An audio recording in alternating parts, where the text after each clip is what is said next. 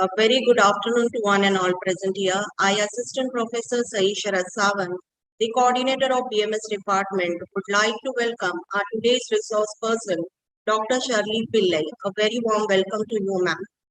I would also like to welcome our principal, sir, Dr. Sanjay Mishra, departmental coordinators, my colleagues, and all my dear students. Saishara Savan, the coordinator of BMS department, would to begin with, I would like to quote Tom Peters. Leaders don't create followers, they create more leaders. So students, to enable you to gain the knowledge of effective leadership, the Department of BMS and BBI has organized a webinar on the topic Leading Change Through Effective Leadership. Why should anyone be led by you? So first of all, I would like to introduce our resource person, Dr. Shirley Pillay, a dynamic and ambitious person who believes in working consistently for innovation and change. Her mantra of life is learn, unlearn, and relearn. Speaking about her educational qualification, she has done her BA from St. Xavier's Institute of Education, University of Mumbai. She has completed her MBA from Sikkim Manipal University. She has completed her MPhil in Commerce, SLRTDC University. She has also done her Masters in Business Management from University of Mumbai. She has completed her PhD from Commerce and Management from Mumbai University, and she has recently done FDP from Indian Institute of Management, Ahmedabad, in Pedagogy and Research Methodology. Ma'am has 16 years of teaching work experience with University of Mumbai affiliated colleges. Presently, she is working as a BBI department coordinator at St. Andrews College, Bandra West. She has also worked as a visiting faculty for St. Xavier's College, Jai Hind College, National College. She has published and presented research articles in many national and international journals and conferences. She has also been rewarded as the best research paper and won the first cash prize at an international conference hosted by ITM Management Institute and Research, Hargar, Navi Mumbai. Ma'am was also invited as a panelist for edumatetv.com, hosted by Mr. Chetan Sharma, the journalist who has also interviewed our Prime Minister, Mr. Narendra Modi. She has also been appointed as a chairperson, paper setter, moderator, interview panelist for various colleges affiliated to University of Mumbai. She regularly organizes various national conferences, faculty development programs, skill development courses, workshops, and certified courses for students and faculty. She has also been invited as a judge for Avishkar, the student research competition, SNDT University, Mumbai. A very warm welcome to you, ma'am. Now I would request Principal Sir to speak few words. First of all, good afternoon to Dr. Shirley Pillay, the resource person of today's webinar, all the faculty members of the degree college, the coordinators, the coordinator Sai Savant madam, the BMS coordinator, as well as Anil Gopale sir, the BBI coordinator, because this particular webinar is been organized by in collaboration with these two departments, that is BMS as well as BBI. We are having the students around from other departments also who have joined around on the virtual platform, the YouTube platform. Today's topic is more about with leadership, talking about with leadership. So the best example in front of us is Dr. Shirley Pillay itself, because I'm very much proud and very much privileged and honored also, to have her on this particular virtual platform. Basically, when I talk about Dr. Shirley has started her journey as a teacher in the higher primary section, taking around the class 5th, 6th, and 7th standard English and social studies subject at Mother Mary's English High School. She worked with me over there. I was the principal. She has worked with me, right? And see, in the span of 16 to 17 years, the platform where she has reached, this is what is called as a true leader. This is what is a leadership because she had fire in her belly to reach high. She was having around that particular spark that yes, she wants to do something in her life. She wants to attain something. As a young spinster, when she joined around Mother Mary's, Shirley, hope you are okay with that if I share this thing with my students, because you stand as a big example in front of them. Sure, sir. So basically, if I talk about the time when she was working around at Mother Mary's, that is at Rahul Education. Over at that time, she was just a graduate. But then afterwards, what she has achieved is she has completed her master's degree also in talent management. She has completed around 3, 4 other masters. And as what I came to know about when Sai Sawant was speaking about, she has also completed her FDP program from Indian Institute of Management Studies. So this is something big, and I know the sky is the limit for Shirley. Yes, and Shirley is surely, Dr. Shirley Pillay is surely going to climb the ladders much more higher in her future, right? My best wishes to her. Talking about with the today's topic, basically what exactly we mean by leadership. See, generally, if we nothing, I just come across with this particular topic. Leadership is more about motivation. It is about research area. It is about the practical approach. It is about the skill that a person needs to encompass, the ability of a person to handle the group, to handle the organization, to lead, to influence other people. That is what leadership is all about. And leadership doesn't talk only about leader, about me and myself. No, leaders always think about talking from the others' point of view, others' perceptions. And as what Sai Sawant also mentioned up, that leaders do not have followers. They want others also to be as leaders. And Dr. Shirley Pillay is one example because she has supported n number of students. She has supported around her colleagues also for achieving that particular level, that particular platform. So very often when we talk about leadership, there are various types of skills, various type of personal traits what a leader should have in him. Okay, so generally, if I talk about those 5 effective skills of what a leader should have, uh, first very important is they should be aware about their own self.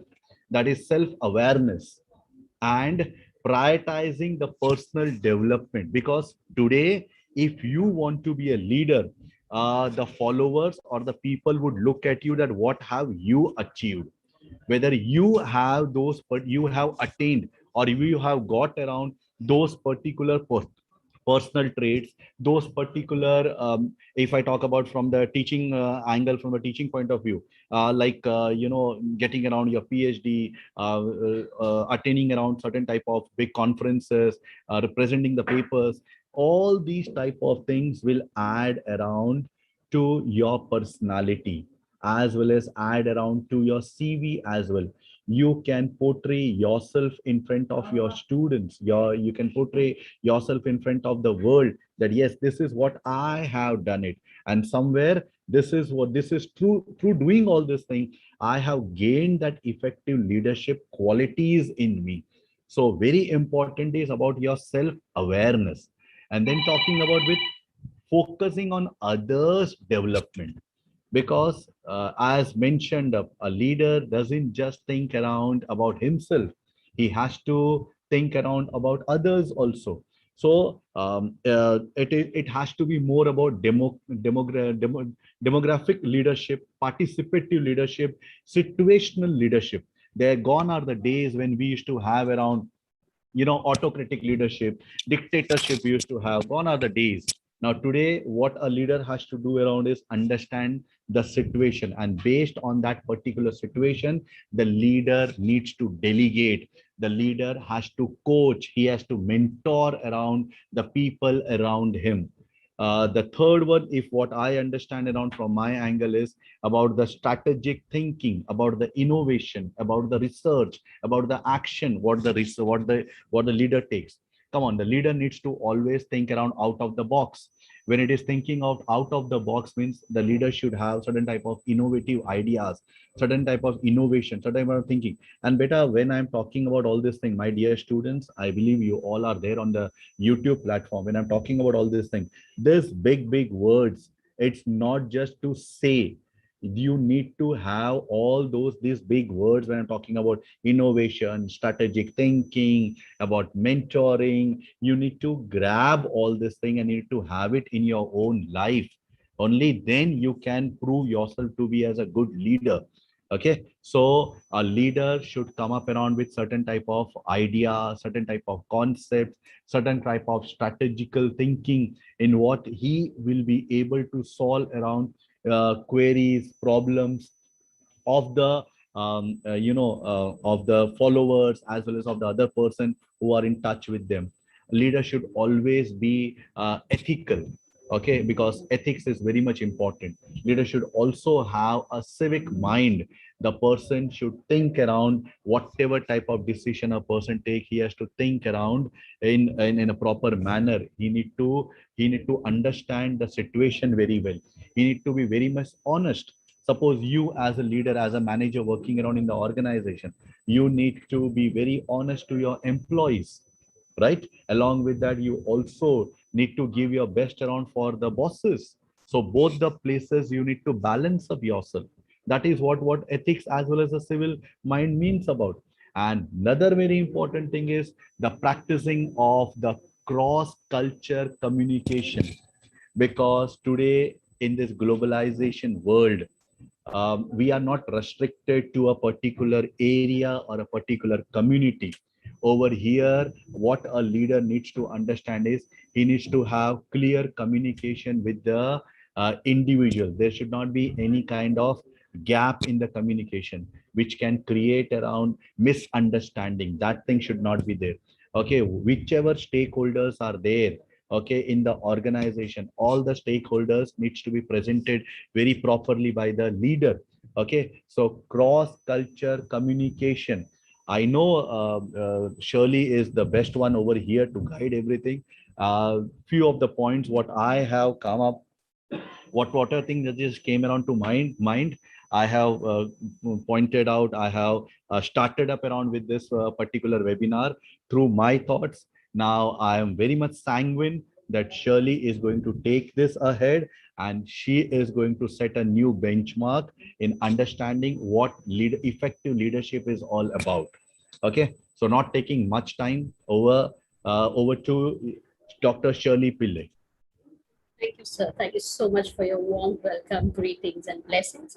And I'm truly blessed that I have worked with you, and you are a true mark of leadership. And I know how effective you are, and your growth has always inspired me also to be ambitious and to take myself and the institution wherever I'm working to the next level. Thank you so much, sir, for giving me this opportunity. It's a great day for me, and to show my gratitude towards you too, because your blessings have helped me to reach to this level. Thank you so much, sir. Yes, and I would also like to take the privilege of thanking Rahul Education and also the management for entrusting me for this particular topic. So as we start with the journey of understanding what is change, what is leading change, and why you lead change, why effective leadership plays a very vital role, and why people should select you to lead the change. So my dear students, as you have been born in this timeline, you're a born winner. Okay, so you have a purpose to achieve, you have a destiny to reach, you have a calling to achieve. And when you want to reach to that particular level, you understand one thing is that you have to embrace change. Change is the only one thing which is inevitable. Change is the only one thing which is constant. And as you embrace change and you help people to lead change, and also through your effective leadership, it gives a new dimension, it gives a new purpose, it gives a new life to others who are associated with you. So let us understand that as we are also going through this pandemic, we have already embraced change. And many of you may be thinking, how am I going to manage this change, or how am I going to look after this change? Some may be very positive. Some students may be developing their skills using this time, but some may be wondering that what is the purpose. You at times feel stuck, but my dear students, you are a born winner.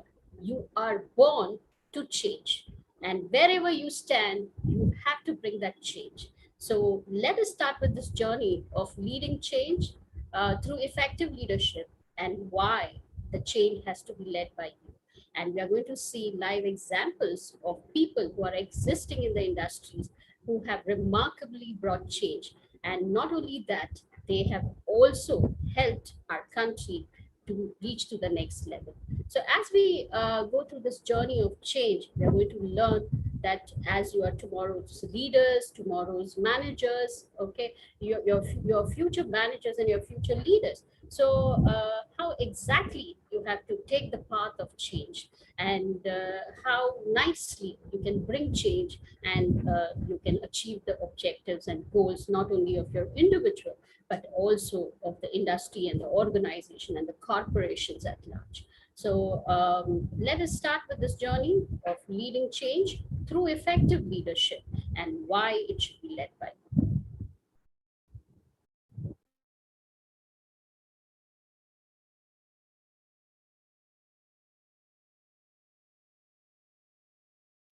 So I'll be sharing the screen now.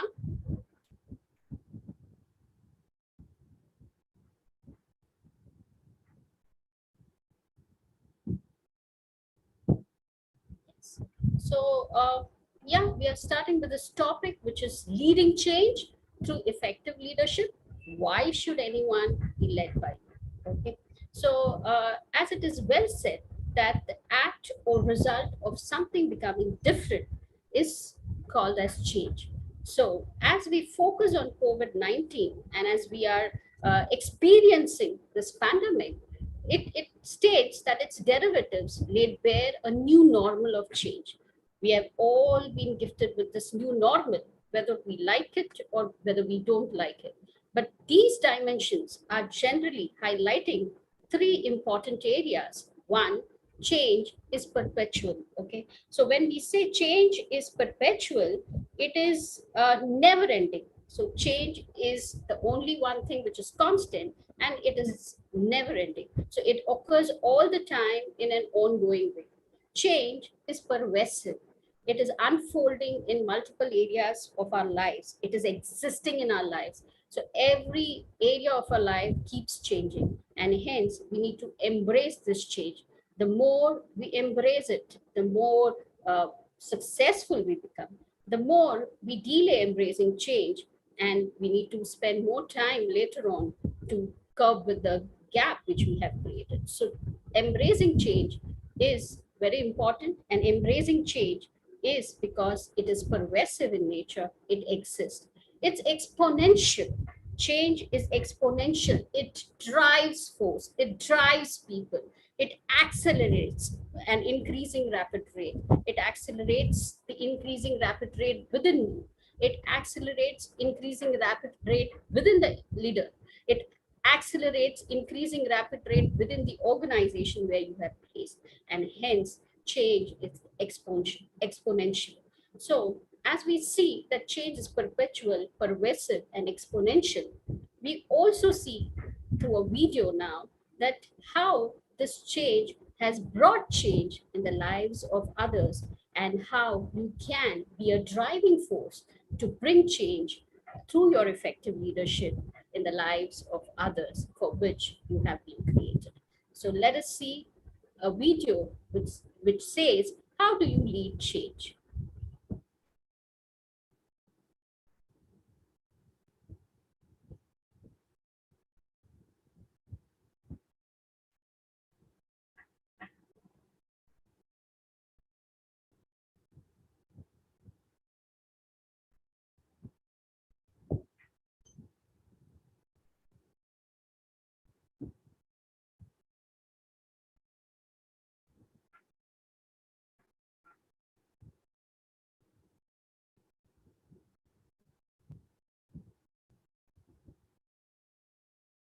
hope my screen is visible.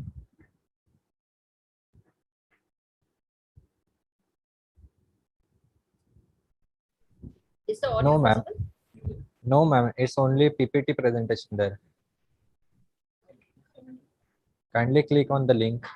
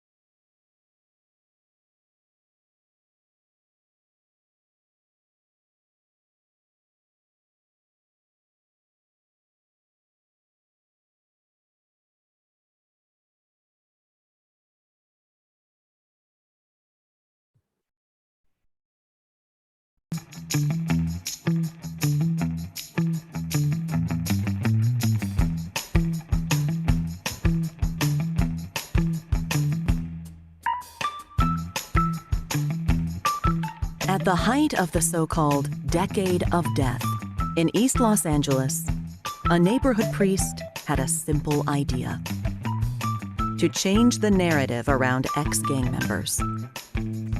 He started with a small bakery and overcame challenge after challenge, growing it into a worldwide industry, providing jobs to those who needed them most. Father Greg Boyle created not just jobs, but community, and battled to change our minds about the potential of homeboys and homegirls. Grit looks like this.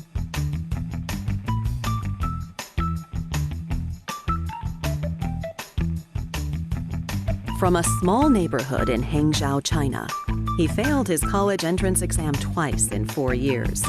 Relentlessly curious, he sought to learn English by offering free tours of his hometown to American visitors.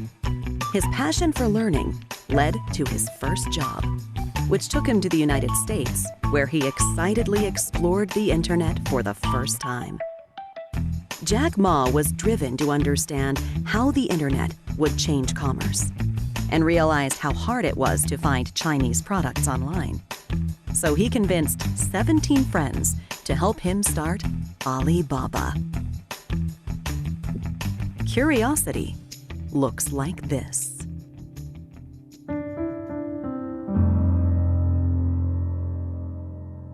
A world-famous pianist and conductor from one of the most divided cities on Earth recognizes a need and redirects his career, moving from public discussions to writing books and to conducting international concerts, before ultimately building an international orchestra, recruiting musicians from Israeli, Palestine, and Arab countries. Daniel Barenboim connected with musicians from across ideological barriers, creating a synergy amongst the players in his orchestra that spilled into the streets and across militarized borders, inspiring a world to push for peace. Agility looks like this.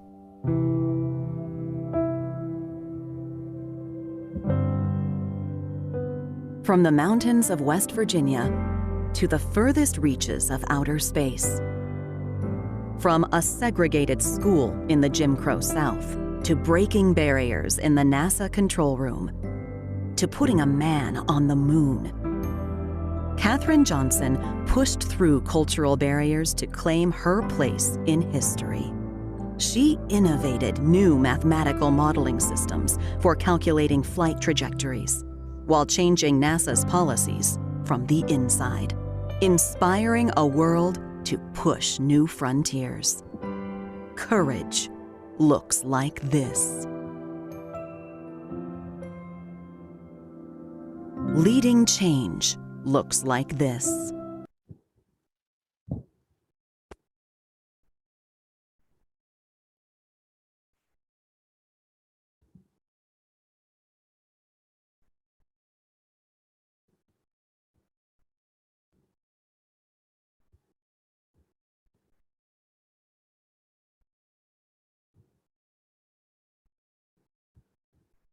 hence we have seen that how agility, grit, courage, curiosity has helped people to lead change. And we can understand through this that our purpose of existing, whether it is Father Greg Boy, who created home boys and home girls, whether it is Catherine Johnson, who innovated new modeling mathematical system, or whether it is Jack Ma, along with his 17 friends who had established Alibaba.com, whether you are a pianist or whether you are a musician, whether you are a dancer, you are a change leader. And today we are going to understand about how do you lead change? How are you going to manage change? How you are going to establish your effective leadership to manage this change, and how people have been existing with this effective leadership to manage change. So as we embark to this journey of understanding the purpose of change, embracing change, leading change through effective leadership, we go to the next aspect, understanding that how change-oriented leaders operate. We all have a question in our lives that, yes, I am existing, I have a purpose, I have an ambition to accomplish, but how am I going to be a leader? Or how am I going to operate? First of all, to change myself. At the same time, wherever I've been placed, how I'm going to bring change to others' lives. And how change-oriented leaders operate will always help you and give you the tips to understand that these are the important aspects. If you touch these aspects, you will be able to deliver success, you'll be able to deliver result for which you have been placed in the industry. So here you can see that how change-oriented leaders operate. Number one is they operate on trust. Trust is such a factor that builds everybody around you. So if you can build trust, you can build anything. You have a building capacity in your hand, and that can be done only through being trustworthy. So change-oriented leaders, whether it is Jack Ma, whether it is Father Greg Boy, or whether it is Catherine Johnson, they all have been able to innovate, and they have been all able to give out their creative ideas because they have created an environment of trust around them. And Jack Ma, especially, if you can see that he was able to influence 17 people as he started with Alibaba.com. His passion for learning, his passion for knowing new things, his passion for embracing change and introducing that change to the world, to his country, was his main focus, his main objective of life. And here you can see that he built all these aspects through being trustworthy. So number one, how change-oriented leaders operate is being trustworthy. They build team based on trust. Number two, when you're building team on trust, you require positivity. You require optimism. It is not that you are always going to be going through a success ladder. Certain times you are going to be introduced to failure, but don't worry, my dear students, my dear audience, that failure is a next stepping stone to success. Failure means the next door is success. So always embrace change, being optimistic, positive, don't give up, just keep doing what you have been called for. So number two is optimism. Change leaders are always optimistic about the future and expecting the best in uncertain times. So if Elon Musk can think about helping us to reach to Mars, I think he's very optimistic. So till now, we were only thinking that we can reach to the moon, but he, as a change leader, is very optimistic to taking us to the next planet. Number three, change-oriented leaders operate in terms of self-confidence. And this self-confidence comes through highly skilled. And when you are highly skilled, and when you embrace skills, and when you learn skills, you experience the art of solving problems very creatively. So people are being judged, people are being given success on the basis of how they handle problems creatively. So number three, change-oriented leaders operate in terms of self-confidence. They operate in terms of hope. They can get out of difficult situation by finding alternative solutions. So they can ever be finding solutions. They're solution builders because they're hopeful that whatever change they are focusing on, that change is going to be a success oriented. It is going to help them to bring change around. And hence, leaders who are effective, they operate change on the basis of being hopeful and giving hope to others. Lastly, change-oriented leaders also operate in terms of resilience. When we talk about resilience, we all are resilient because of this pandemic. And this shows that we are a true leader. We embrace change in a very optimistic way.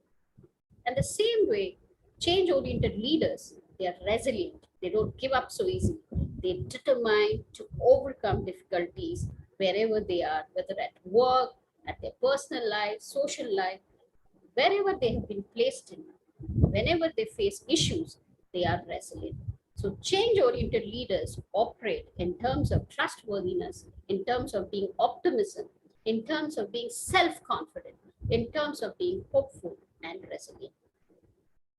Now, we are going to understand that why during leading change, we need to be effective leaders, or how we can be effective leaders while leading change. Because effective leadership helps us to determine the path, the blueprint, the structure, the strategy to reach our destiny, to reach our desired goals in the right way. And hence, there are certain areas, certain phases where leading change can be very effective only when you are having effective leadership. So how you can deliver your effective leadership, or how you can bring change, which is going to be helpful for others. So number one is phase one. What you can do is you can establish urgency. Now, how do you establish urgency? Now, you have to drive. When you drive people out of their comfort zones, you are establishing urgency. So whenever you have decided to bring change, or whenever you are decided to bring turnaround, either to your own life or to the industry where you have been placed in, you have to understand that if you are going to procrastinate your objective, if you're going to procrastinate your efforts, it is not going to be successful. So you will be termed as an effective leader only when you are clear of your goals and you establish urgency. So what you do is you're going to drive people out of their comfort zone. People are very comfortable with the old and traditional methodology. But if you're going to bring certain kind of contemporary methodology and you're going to bring change, you have to check that you are going to drive people out of their comfort zone. As we have all known as a student, from an offline to an online lectures, from an offline mode of banking to an online mode, from an offline shopping in the retail malls and stores to an online retail stores. So here you can see that how this kind of transition has happened. It is because somebody has taken this initiative of driving change. And hence, how this change happens to effective leadership is that you have to drive people out of their comfort zone. Number two, you estimate the success of increasing urgency. So you need to estimate, you need to foresee when you have to be fast and when you have to be far, when you want to go fast and when you want to go far. So you have to foresee, you have to forecast, you have to understand and estimate the success of increasing urgency. Number three, you have to increase patience. Now you may be wondering that how does urgency and patience go together, or how can we integrate urgency at the same time being patient? Here we can understand that when you are increasing the urgency, you have to also understand that you have to be patient about the results, because when you are driving people out of their comfort zone, there will be resistance, there will be obstacles, there will be speed bumps. You have to see to it that patiently you are handling each level of areas of change to bring success to that particular project or that particular objectives which you are focusing to bring change. You're all true leaders, my dear students. You're all future leaders and managers. And hence, when you'll be placed in a situation to either embrace change or bring change, the first phase which you can adapt is establish urgency. After increasing patience, what you need to do is during this patience time, obviously you are not going to be calm, cool, because you're leading the change. And as a leader, you'll have a lot of anxiety, a lot of pressure, and a lot of obstacles, hindrances, which will keep worrying you. So what you need to do when you're leading change, you have to stop worrying. What you have to stop worrying about? You have to stop worrying about that employees with seniority will become defensive if you bring change. Morale will drop if you're going to drive them out of comfort zone. Events will spin out of control when you're estimating success of increasing urgency. You're going to stop worrying about short-term business results, which will be jeopardized. Stock will sink, will be blamed for creating a crisis. So you stop worrying. If your intentions are right, if you are bringing change for the good of others, for the good of the industry, for the organization, your intentions will surely be rewarded. So stop worrying about what others think about you. If you are sure of your work, if you're sure of your efforts, if you're sure of your strategy and blueprint, keep working. Results will come on the way. So phase one is you have to establish urgency. Phase two is you create a powerful coalition. So how can you embrace change and how can you bring change in an organization where you have to deal with human resources? And we all know that human nature is completely unpredictable. They may behave one at a time, they may behave different at a different period of time. So how are you going to embrace change, or how are you going to bring change with people who are there in groups, who are there in teams, who either indulge themselves into a legitimate political behavior or either illegitimate? So how are you going to handle this change, or how are you going to lead change? So how are you going to manage change? You have to work with everybody around you. You have to like people. So Warren Buffett said that if you want to bring certain change, or if you want to be a successful person, you have to start liking people. You have to start liking people around, and you have to enhance your public speaking skills. And hence, you have to always learn to face the public. So when you learn to face the public, you learn to face people, you embrace people, you can lead change. So here you have to create a powerful coalition. So when you're managing change, you have to create a powerful coalition. So how can you create a powerful coalition?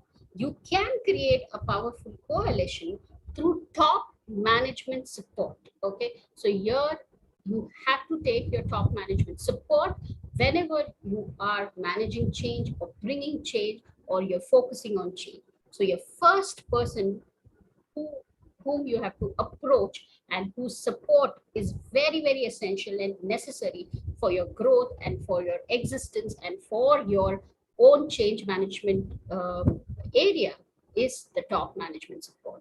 Number two is coalition, which is very pretty powerful, because either you get a title, you get an information of that particular change, and you get an expertise, reputation, you build relationships. So through all these areas, what you do is you are having a coalition and you're embracing change with everybody within the organization. So coalition plays a vital role when you embrace people.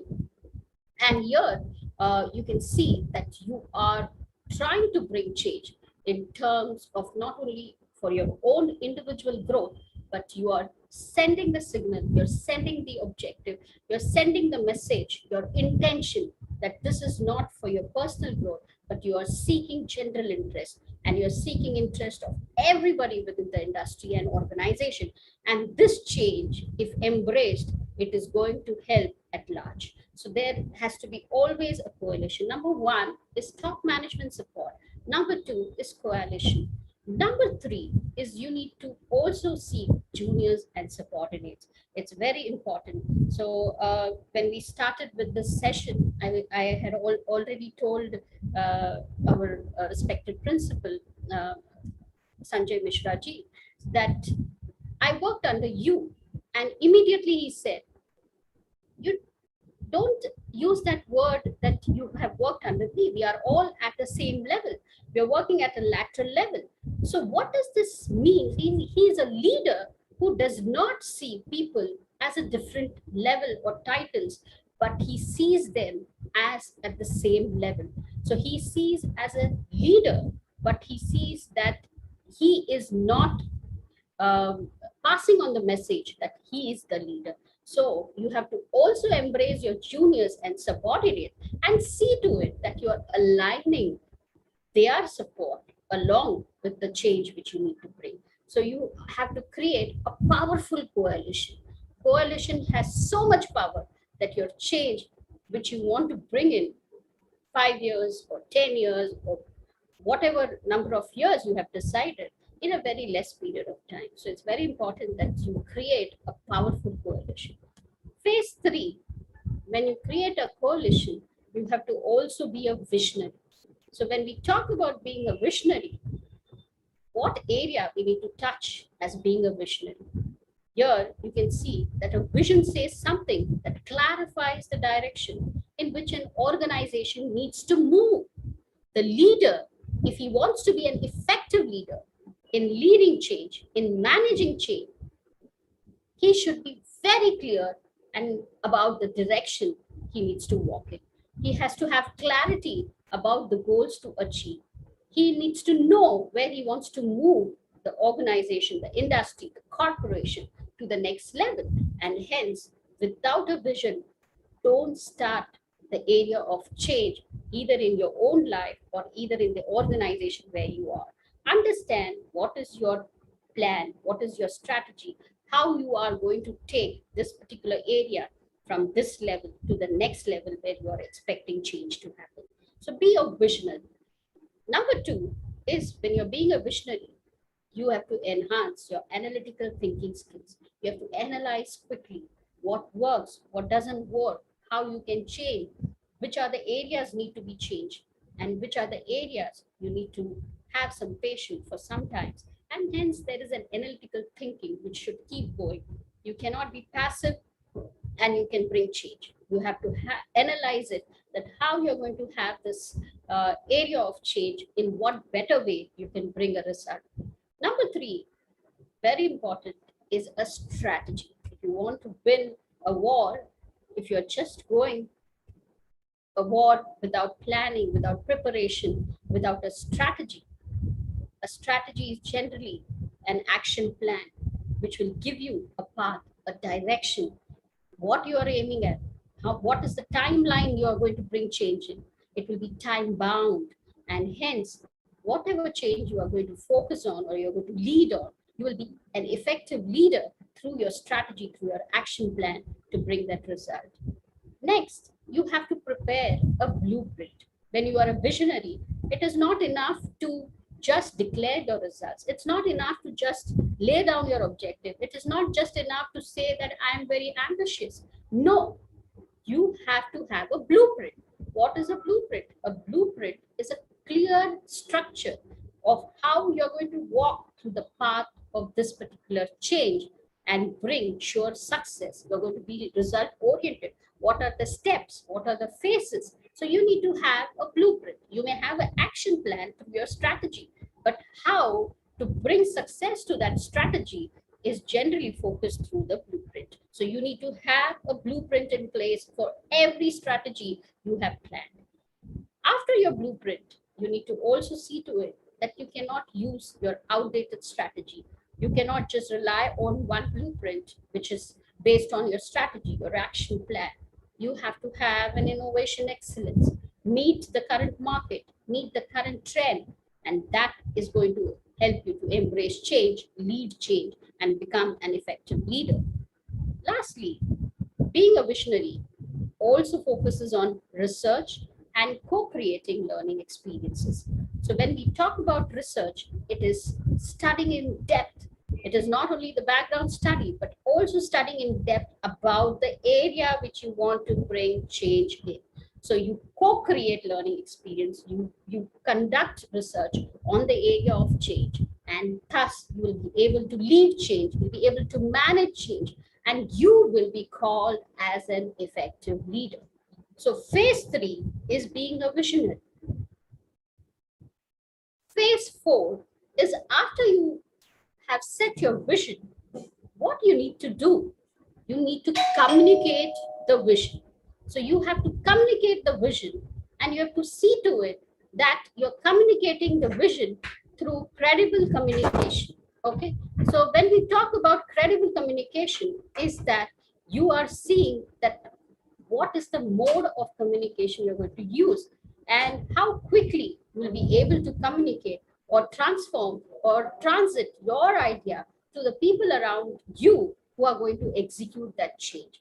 So you need to be credibly communicating about the change which you're going to bring.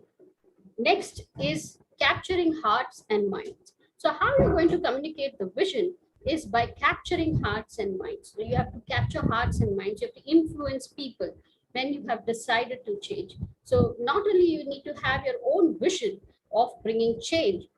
For example, as we saw in the video, Jack Ma and Father Greg Boyd, he created home boys and home girls because he wanted them not to be in the jail, but to be employed. So here you can see that he did not view the notorious boys and girls as somebody who is unimportant, but he captured their hearts and minds and communicated the vision that he wants to bring some change in their lives, and not only bringing change, okay, through an area of reforming their lives, but also he established home boys and home girls where he was able to give out the best to the people in that particular society. So you have to communicate the vision by capturing hearts and capturing minds. Jack Ma captured the hearts of 17 of his friends, and he communicated the vision. He said that I want to start an e-commerce platform. And hence you can see that he captured hearts and minds, and he was able to convince and influence those 17 people. And today the results are Alibaba.com, and you can see that how he was able to bring that change. A learner who failed 52 times in his interview, and still you can see that he did not lose hope, and he said that yes, age is not a constraint. When your vision is clear, when you want to have a change, you can lead change through your effective leadership. And how can you do that? Is by communicating the vision, by capturing hearts and minds. So my dear students, my dear audience, you see to it that you are capturing hearts and minds whenever you are embracing change and whenever you are going to bring a change. And when you have decided to bring a change, and when you are working on that particular change management, and when you're going to lead effectively, you see to it that you're communicating the vision clearly. Next is you have to focus on intra-communication. You have to keep checking that whether you are communicating regularly, okay, with your people around, the team members, group members, your units, okay, your departments, and you have to keep seeing that you are not going to stop communication, okay. That becomes a barrier to your vision. So communicate the vision to intra-communication, sending mail, messages, okay, communicating to other areas, okay, of mode of communication where you will be able to communicate your vision. Next is you have to have a commitment to treat fairly. So it's very important that you are treating people very fairly and truly. And when you have that intention, and when people action speaks louder than words, well said, because when you say that I care for you, I trust you, or I am trustworthy, or I am committed, you have to actually demonstrate that.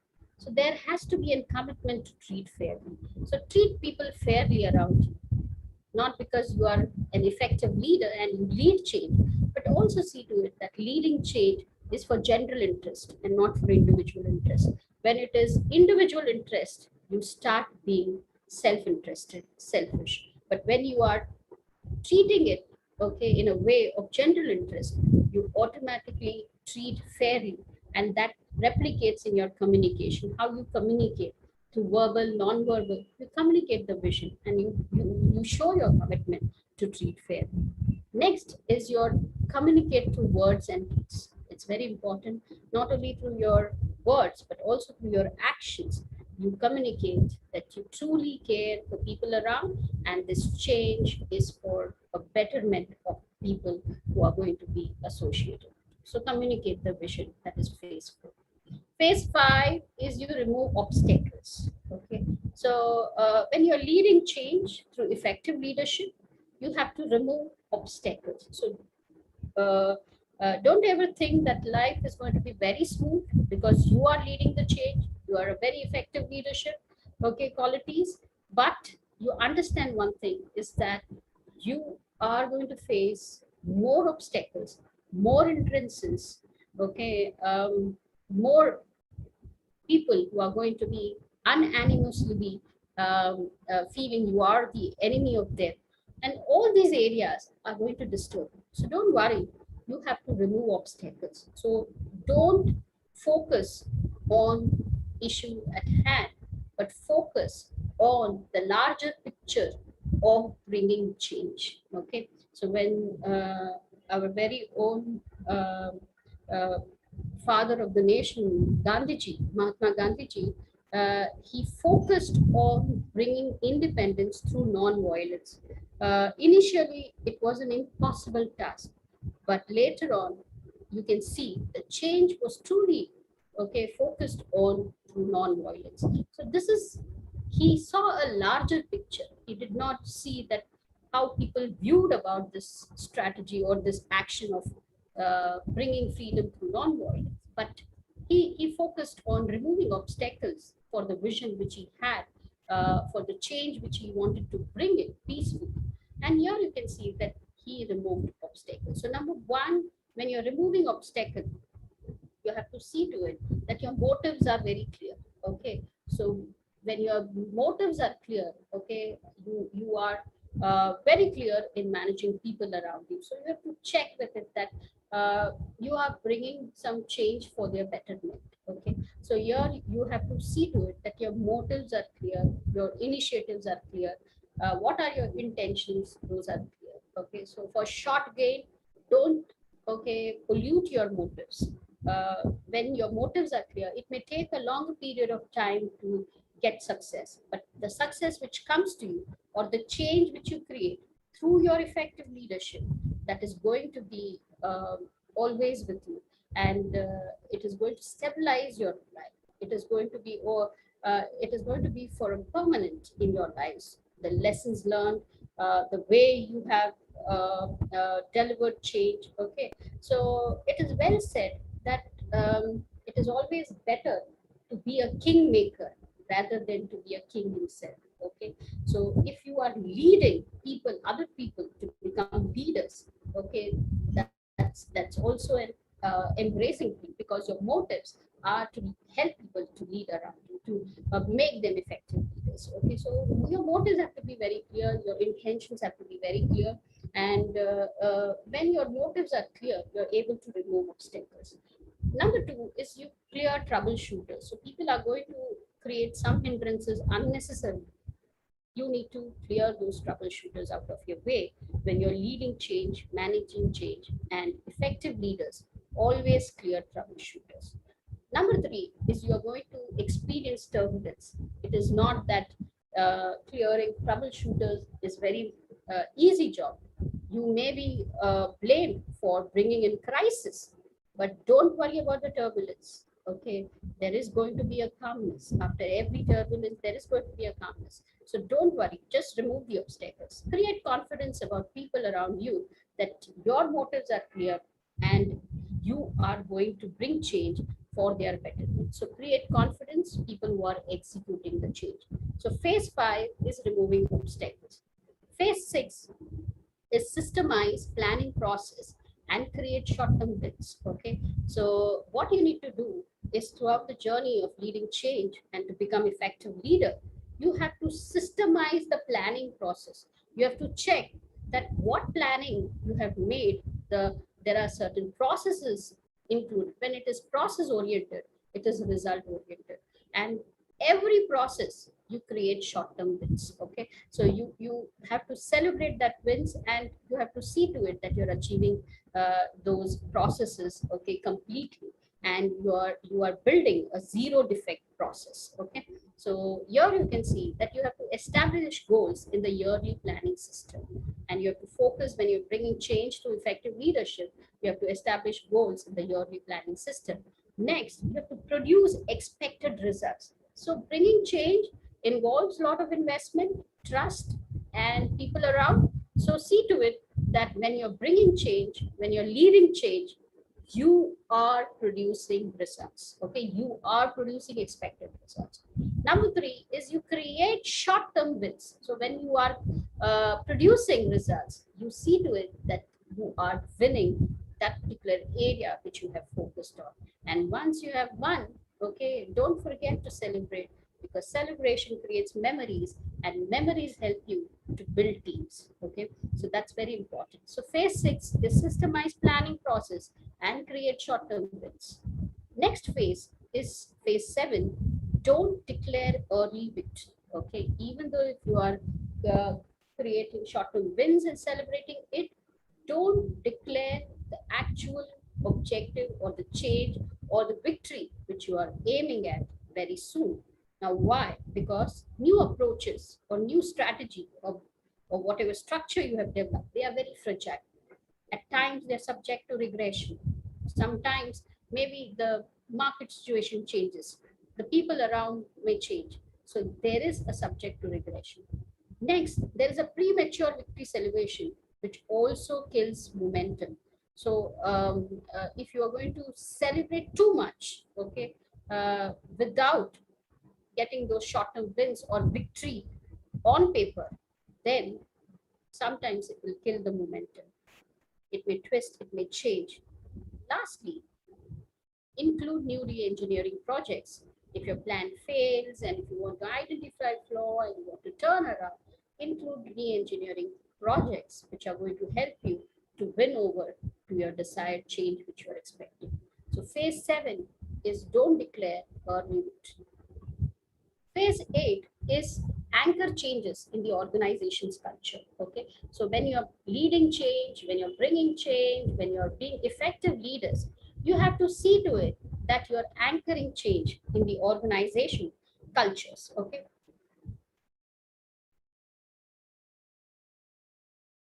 so here you can see that when you are anchoring changes in the organization's culture, you have to be rooted in social norms. Okay, it's very important that any change you are bringing, it is acceptable in the society and it changes the behavior of the society in an acceptable form.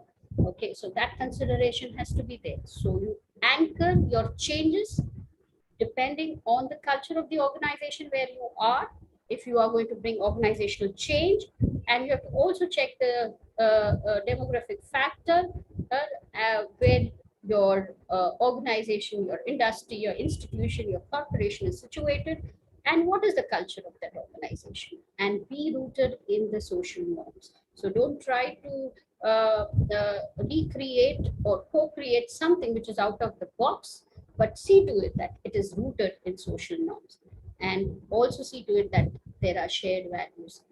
It has to be value oriented and not value averse. So focus on value oriented, okay, and see to it that you are leading change where you have shared values. So phase 8 is anchor changes in the organization's culture. So here we have understood about the various phases, okay, how we can lead change, how we can manage change through effective leadership. Now, we will just see luminaries of life lessons from the leaders and the change makers who have been very effective, and how they have brought in change. What was the area they were going through? What was the focus, or what was the company wanting them to do? And how well they were able to achieve, and what was their strategy, what was their blueprint, and how good they were in bringing in change. So let us see life lessons from leaders and change makers. To highlight this, I would like you all to view a video which will give you a gist of what we are going to understand about leading change or bringing change through leaders who are truly a remarkable leaders who are existing and who are bringing change.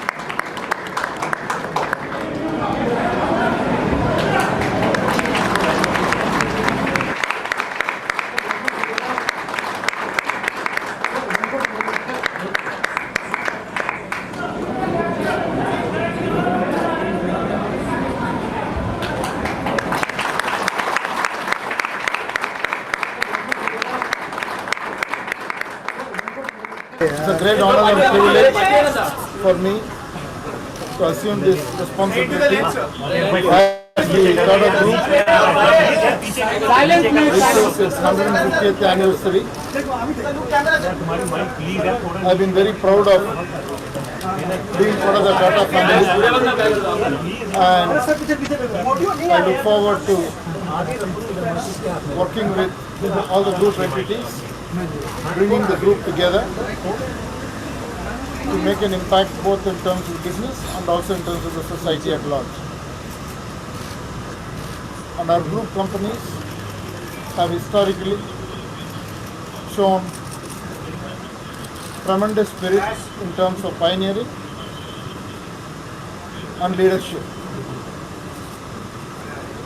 We will work together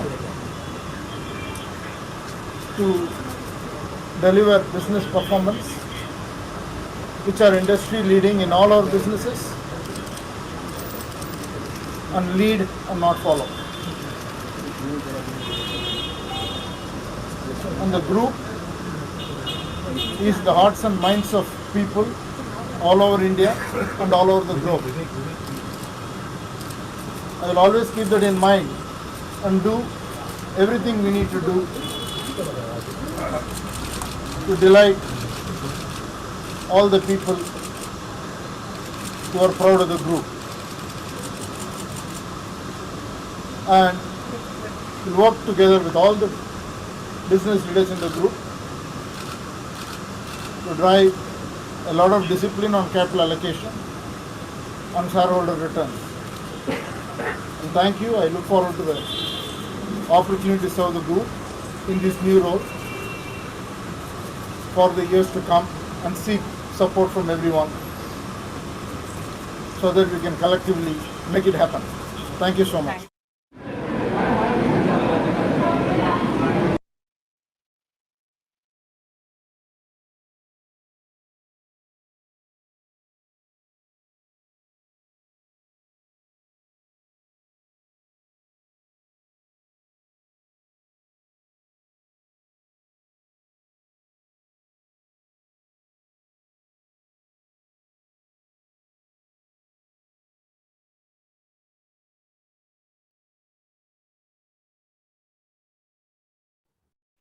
Okay, so here we have seen that how leading change through her non-family member, that is N. Chandrasekharan, was appointed by Tata and Sons to take on the leadership and take the Tata Enterprises, the Tata Group, to a next level.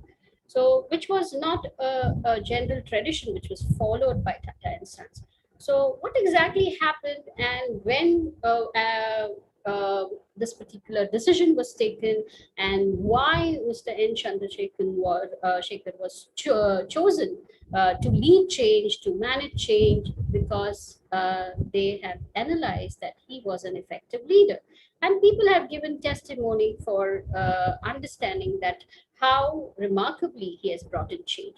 So here we will just understand this entire aspects of leading change and effectiveness of leadership, of bringing change through this particular life leaders lessons. So here you can see the ouster of what exactly happened and why was this decision taken by Tata Sons for positioning a non-family member who's going to lead Tata Enterprises. So here, if you see, Cyrus Mistry at 43, he became the chairman of Tata Sons, and the holding company of all Tata companies were in December 2012.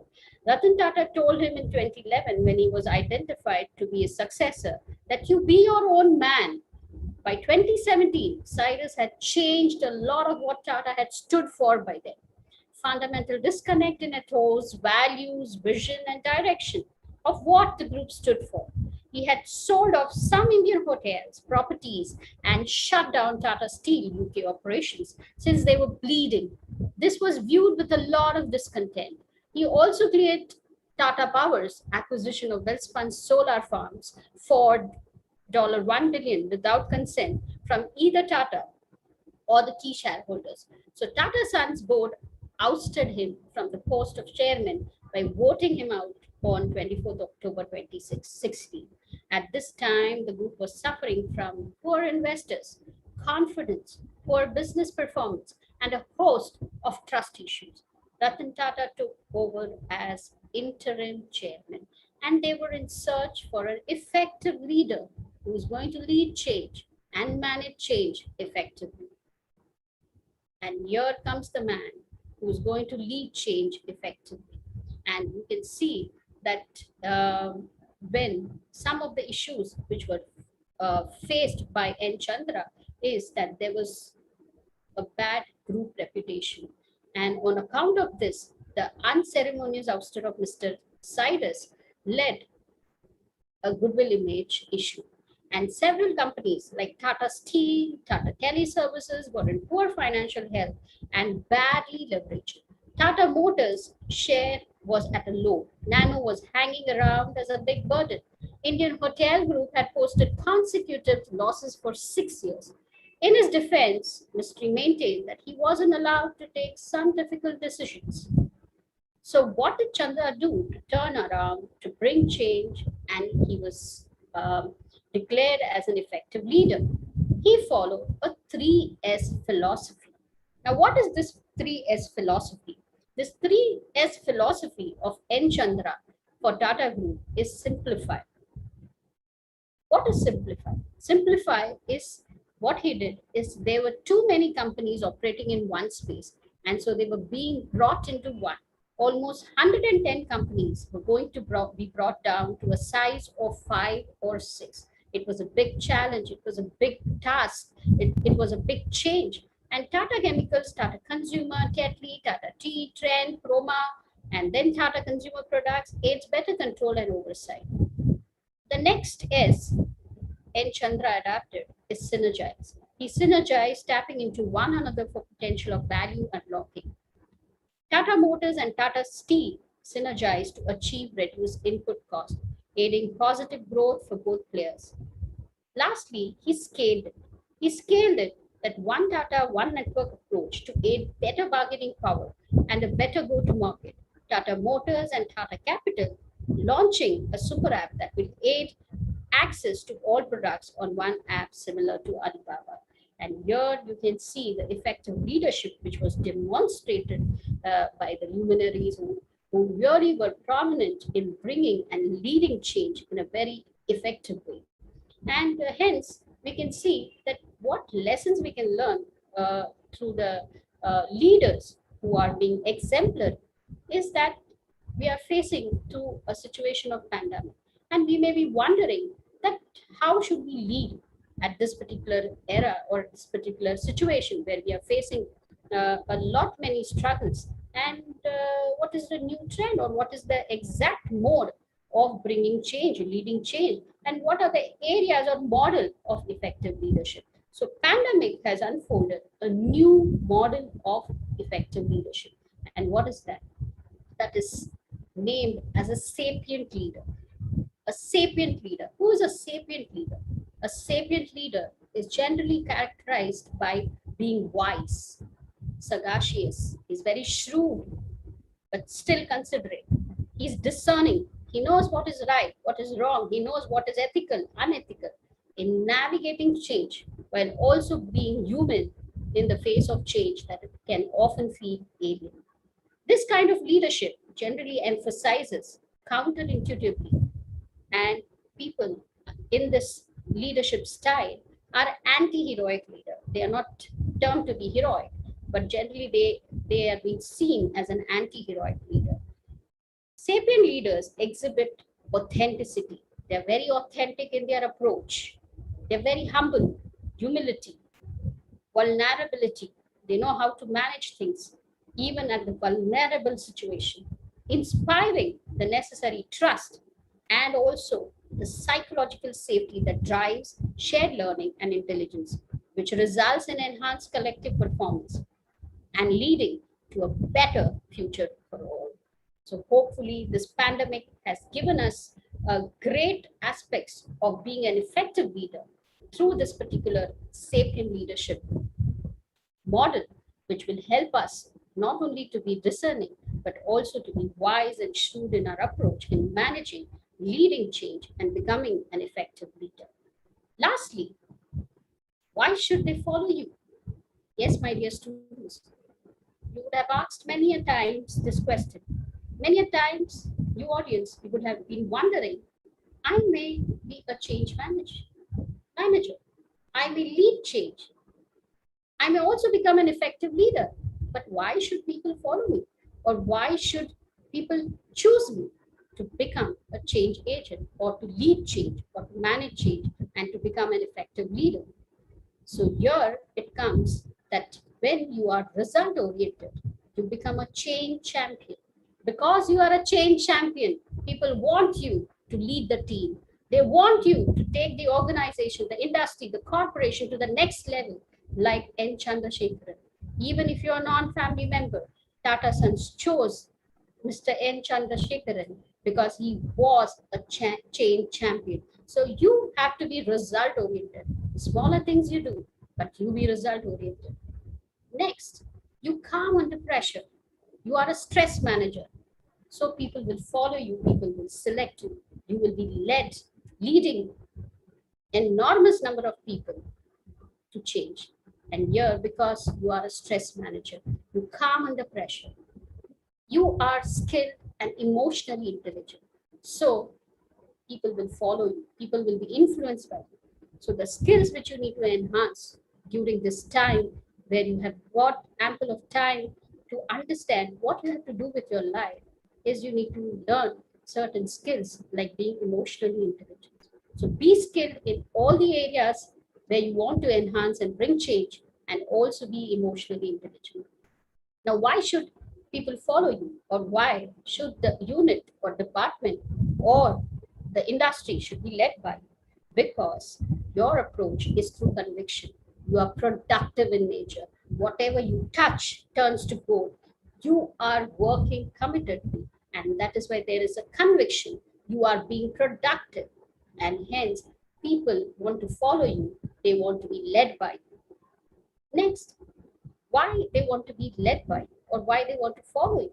Because you don't create roadblocks, you knock them off, and hence you are called as a solution builder.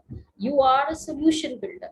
People don't want problems, don't want people who are creating roadblocks, but they want people who can build solution, who are not just talking but who are building solution. So when you build solution, people want to be led by you, they want to follow you. And lastly, you handle crisis very courageously and with a sound mind. And that's very important when you're leading change, when you're managing change, and when you're heading towards becoming an effective leader. Hopefully, all these phases which you have understood through this webinar, you are taking away a greater aspect of bringing change, having a purpose, and not only a purpose for yourself, but also through your purpose, you're bringing change for others in the society and at large. I thank you, and I thank the management for giving me this opportunity. Thank you.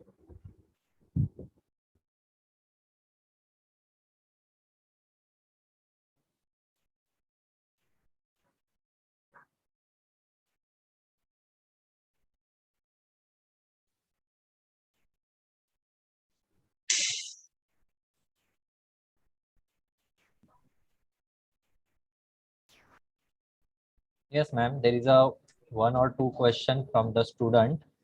Yeah, be good. One student want to ask you how one can manage things while struggling with the work-life balance to become a leader. Very nice question. So you're aiming at work-life balance as well as leading change. Yeah, that is what is the question. Very nice question the student has asked. It is that when you are managing your time well, when you are understanding that uh, your aspect of your personal life, your professional life, and your social life, all these lives are a part and parcel. And any area of your life, if you're thinking that, okay, it goes on a higher side, or you're just being very workaholic, or you're being very social, or you're being very personal, just concentrating on your own self, it becomes a difficult aspect. So the best way is to manage time, is to understand that time management plays a very vital role in work-life balance, and you prioritize things, you understand that which is the most important. You need to plan a day before, you have to analyze things a day before, and when you make these small changes, okay, you take small steps, then you are ready for bringing in big change. So discipline is the aspect for work-life balance. Number two is when you are working and studying as well, the best thing is you're gaining experience of the industry, as well as you're relating to the concepts which are being taught in the college, in the education field, and hence you are able to relate it very well.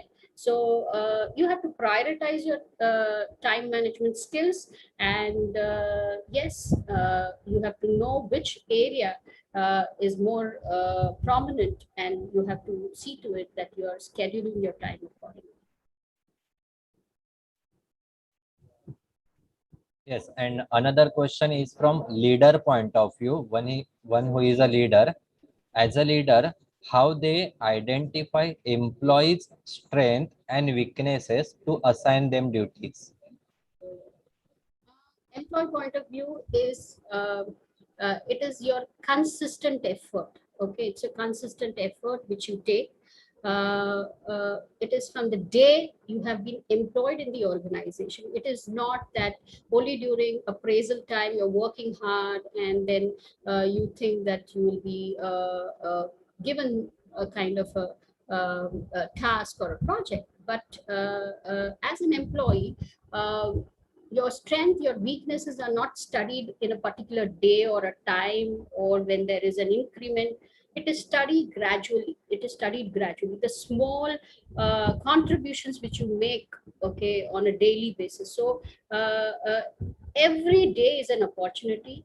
Every day is the time to plan, prepare, and understand what you're focusing at.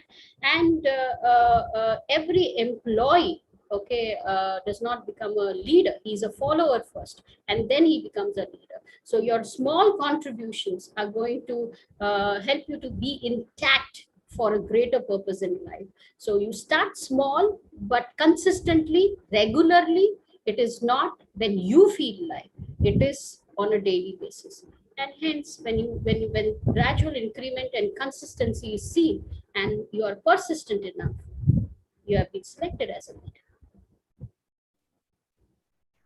Yes, that's really good answer from you, ma'am. Any faculty member, you want to ask any question?